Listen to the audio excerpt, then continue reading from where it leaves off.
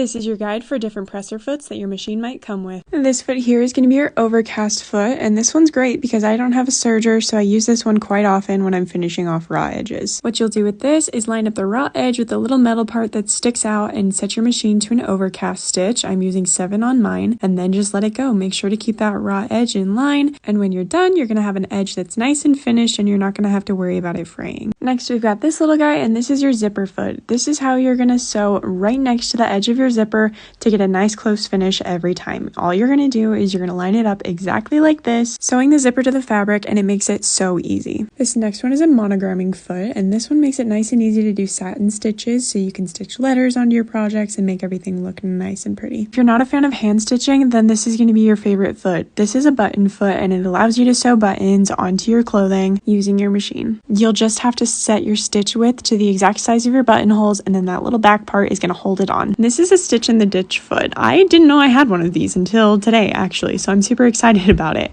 But this allows you to sew directly in between 2 seams, and that little bar in the center keeps everything nice and in place. So if you're doing a puff quilt, my method, this is a great foot to use for that. And last but certainly not least, this is my most used foot by far, the zigzag foot. Now, I don't do zigzag very often, and when I do, I typically use the monogramming foot, but I just do my straight stitches with this, and I think it works great. I love this foot. This is, like I said, my most used foot by far, and the most versatile to use.